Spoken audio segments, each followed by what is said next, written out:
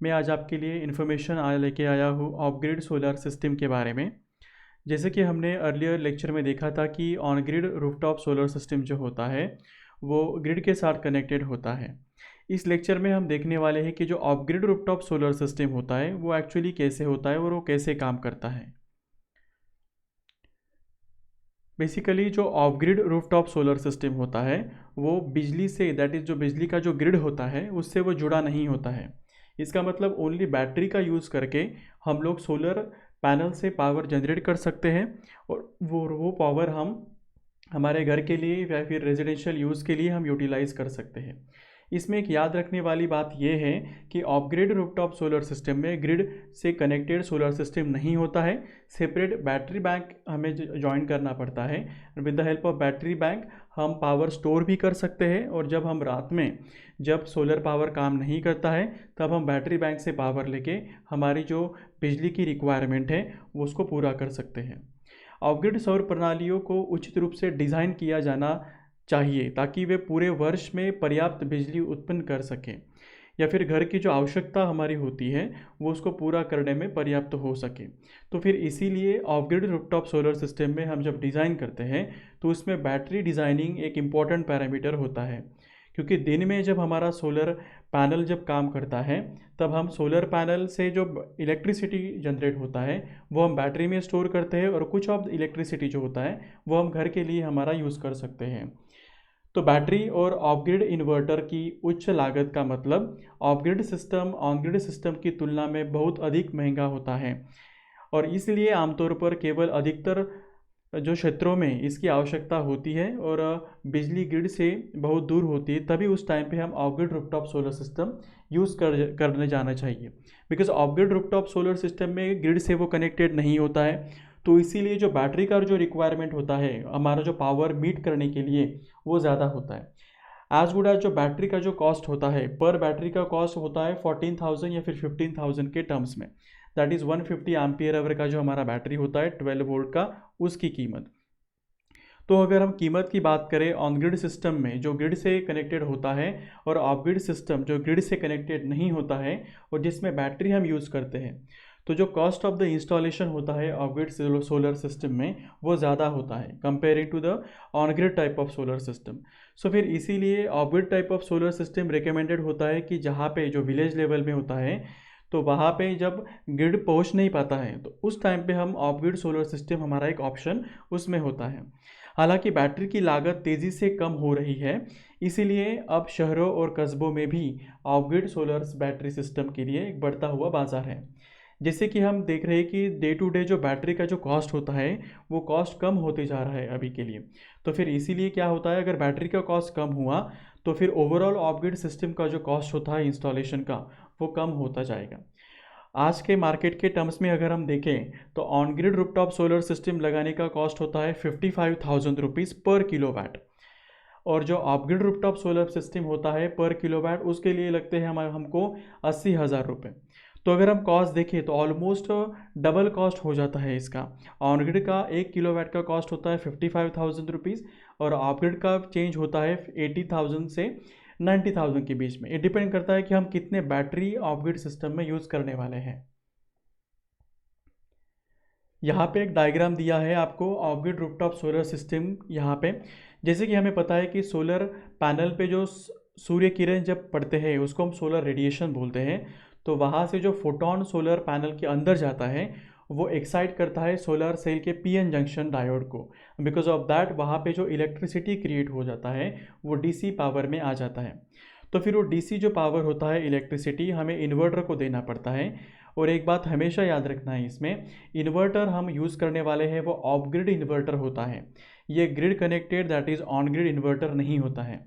तो इन्वर्टर हम खास करके ऑफ ग्रिड सिस्टम में हमको of grid type of inverter he use करना है। Of grid type of inverter क्या करता है, ये बैटरी से कंपैटिबल होता है एक्चुअली। तो हम बैटरी बैंक इन्वर्टर को दे सकते हैं। किसी किसी सिस्टम में हम चार्ज कंट्रोलर भी यूज़ करते हैं। बट नाउअडेज जो ऑफ ग्रिड इन्वर्टर होते हैं वो एडवांस टाइप के होते हैं। तो उसमें इनबिल्ट ही चार्ज कंट्रोलर होता है, that is MPPT charge controller, PWM charge controller. जैसे कि हमारा कॉस्टिंग होता है उस हिसाब से हम इसको चेंज कर सकते हैं। आइदर इसको हम चार्ज कंट्रोलर बीच में लगा के फिर इसको इन्वर्टर को ज्वाइन करके फिर बैटरी को भी ज्वाइन कर सकते हैं, but it is better to go for the off grid type of advance inverter. So हम चार्ज कंट्रोलर इसमें अवॉइड कर सकते हैं। तो फिर इसका एक कनेक्शन हम बैटरी को देते हैं, that is a battery bank. और अब दूसरा जो कनेक्शन होता है डीसी पावर का, वो हम देते हैं घर के सप्लाई के लिए। तो दिन के टाइम में जब सोलर पावर जनरेट होता है तो वो सोलर पावर डीसी का एसी में कन्वर्जन होता है, वो हम होम अप्लायंस के लिए वो हम यूज़ कर सकते हैं। और साइमल्टेनियसली जो एक्सेस पावर होता है वो हम बैटरी में भी स्टोर करके रख सकते हैं। तो रात के टाइम में जब सोलर पावर काम नहीं करता है तब बैटरी का पावर जाएगा इन्वर्टर में। बैटरी का जो पावर होता है बैटरी में स्टोर होने वाला, वो डीसी पावर में स्टोर होता है। तो फिर बैटरी का जो डीसी इलेक्ट्रिसिटी होता है वो जाएगा इन्वर्टर में, again DC converted to AC, फिर से वो जाएगा घर के होम अप्लायंसेस में। तो इस तरह से by off grid rooftop solar inverter लगा के हम ग्रिड को डिस्कनेक्ट कर सकते हैं। कि जैसे कि दूर दूर के जो गांव होते हैं, दूर दूर के जो ज़िले होते हैं, तो उसमें कैसे होता है कि ग्रिड कनेक्टेड सप्लाई जो होता है वो कम होता है, या फिर जो लोड शेडिंग जो कंटिन्यूस होता है वो ज़्यादा होता है। तो उस टाइम में हम ऑफ ग्रिड सोलर सिस्टम एक ऑप्शन होता है हमारे लिए ग्रीन एनर्जी लगाने का। जैसे कि इस डायग्राम में ज़्यादा क्लियर किया हुआ है कि सोलर पैनल से जो कनेक्शन होता है वो हम देते हैं चार्ज कंट्रोलर में। चार्ज कंट्रोलर का काम क्या होता है, ये कंट्रोल करता है वोल्टेज एंड करंट, जो बैटरी में जो फ्लो होने वाला है वोल्टेज एंड करंट उसको कंट्रोल करता है। अगर बैटरी हमारा फुल है तो वो कनेक्शन डिसकनेक्ट करता है कि बैटरी ज़्यादा फुल ना हो। अगर बैटरी ओवरलोडेड हो गया तो बैटरी का जो लाइफ टाइम होता है वो ऑटोमेटिकली कम होते जाता है। साइमल्टेनियसली अगर हम अपोजिट केस में देखें तो फिर बैटरी का जो अगर डेड कंडीशन में हो, अगर 10% ऑफ ही बैटरी चार्ज है और 90% डेड हो चुका है, तो उस टाइम में जो वोल्टेज और जो करंट होता है उसका सप्लाई हमें बैटरी बैंक को देना पड़ता है।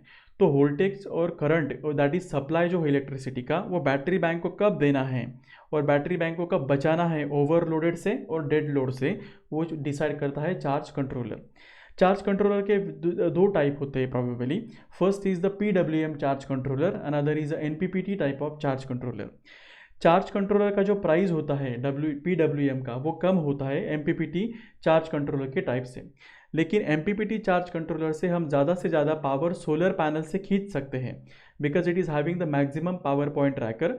सो जब सोलर पैनल जब हम स्ट्रिंग में ज्वाइन करते हैं, that is number of solar panels जब हम सीरीज़ में कनेक्ट करते हैं तो उसको हम बोलते हैं स्ट्रिंग कनेक्शन। तो वो स्ट्रिंग को मॉनिटर करता है और हर एक सोलर पैनल से max to max voltage and current capture करने की क्षमता रखता है। तो इसीलिए NPPT solar charge controller recommend होता है most of the times higher efficiency generate करने के लिए। तो जैसे कि हमने देखा कि चार्ज कंट्रोलर से DC सप्लाई जाता है बैटरी में, बैटरी से सप्लाई जाएगा DC बल्ब में। हम इन्वर्टर में इसमें अवॉइड भी कर सकते हैं अगर हमारे पास DC होम अप्लायंसेस है, लाइक DC फैन है, DC लाइट बल्ब है या फिर DC फ्रिज है, तो लाइकवाइज हम डायरेक्टली बैटरी से सप्लाई DC को दे सकते हैं। दूसरा होता है जिसमें इन्वर्टर होता है, मतलब घर के अप्लायंसेस जब AC सप्लाई में चलते हैं तो हम सोलर का पावर देते हैं चार्ज कंट्रोलर को। चार्ज कंट्रोलर कंट्रोल करता है वोल्टेज और करंट जो बैटरी में फ्लो होगा, तो फिर वहाँ से जो पावर होता है वो जाएगा इन्वर्टर में। तो फिर कैसे होता है कि फर्स्टली हम बैटरी भी चार्ज करते हैं और साइमल्टेनियसली घर में इलेक्ट्रिसिटी भी देते हैं। तो यहाँ पे जो बैटरी चार्जिंग का जो ऑप्शन होता है वो बेटर होता है एक्चुअली। देन वहाँ से जो पावर होता है वो इन्वर्टर में जाएगा, इन्वर्टर में DC टू AC वो कन्वर्जन होगा, फिर यहाँ पे घर पे जाएगा। रात के टाइम्स में जब सोलर पावर काम नहीं करेगा तो ऑटोमेटिकली बैटरी से DC पावर फिर इन्वर्टर में जाएगा, फिर इन्वर्टर में DC से AC में कन्वर्जन होगा, फिर वो हम घर के लिए यूज़ कर सकते हैं।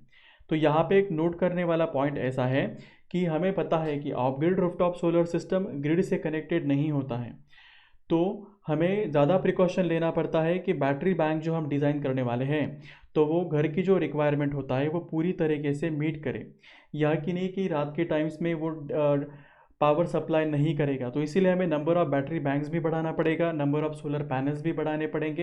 ये डिपेंड करेगा कि जितना हमारा घर के लिए रिक्वायरमेंट है और जितना होम अप्लायंस का यूसेज है एक्चुअली किलोवाट आवर के टर्म्स में, according to that we need to design off grid rooftop solar system. तो इस तरह से हम off grid rooftop solar system से हमारा बिजली का जो बिल है जो ग्रिड से आता है वो हम कम भी कर सकते हैं या फिर पूरा नील भी कर सकते हैं।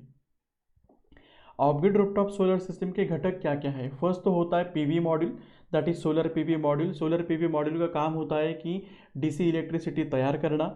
दूसरा होता है of grid solar inverter. Of grid solar inverter का काम होता है कि वो सप्लाई ले बैटरी से भी, वो सप्लाई ले सोलर पैनल से भी। जब intelligent of grid solar inverter जब काम करता है तो हमें चार्ज कंट्रोलर की भी ज़रूरत नहीं पड़ती है, तो ऑटोमेटिकली जो वोल्टेज और करंट बैटरी में जाएगा वो ऑफ ग्रिड सोलर इन्वर्टर भी ऑटोमेटिकली सेल्फ से कंट्रोल करता है। तो लाइकवाइज हमें बढ़ती संरचना भी लगती है, उसका मतलब होता है माउंटिंग स्ट्रक्चर।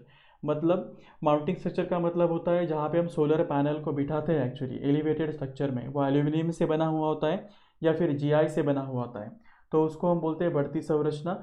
तो वो भी ज़रूरी होता है सोलर पीवी पैनल रखने के लिए। According to the dimension, solar PV panel का डायमेंशन क्या है, वहाँ पे माउंटिंग ड्रिलिंग का होल कहाँ पे दिया हुआ है, उसके हिसाब से हमें बढ़ती संरचना या फिर माउंटिंग स्ट्रक्चर डिज़ाइन करना पड़ता है। तीसरा होता है कि हमारा बैटरी बैंक। बैटरी बैंक बहुत ज़्यादा इंपॉर्टेंट है ऑफ ग्रिड सोलर सिस्टम के लिए। दूसरा होता है हमारा बीओएस। बीओएस का मतलब होता है बैलेंस ऑफ द सिस्टम। बाकी के क्या क्या कंपोनेंट इसमें आते हैं, इसमें आते हैं केबल आएगा, डीसी और एसी केबल, स्विच बोर्ड आएगा, जंक्शन बॉक्सेस आएंगे, नेट मीटर आएगा। नेट मीटर यहाँ पे सब नॉर्मल मीटर भी लगा सकते हैं, दैट इज सोलर मीटर, क्योंकि यहाँ पे हम ग्रिड से सप्लाई नहीं लेने वाले हैं तो नेट मीटर लगाने की ज़रूरत नहीं होती है। तो यहाँ पे हम सिंपली सोलर मीटर लगाएंगे, कितना सोलर पावर हमारे सोलर पावर प्लांट ने जनरेट किया उसका हम ट्रैक रिकॉर्ड रख सकते हैं।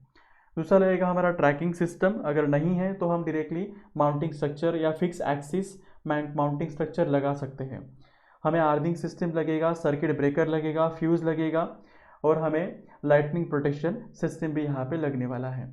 तो इस तरह से हम off grid rooftop solar system लगा के हमारा जो बिजली का बिल होता है वो पूरा का पूरा हम ज़ीरो कर सकते हैं। मैं आशा करता हूँ कि ये वीडियो आपको अच्छा लगा होगा। इसको लाइक करो, शेयर करो एंड सब्सक्राइब करो। Thank you.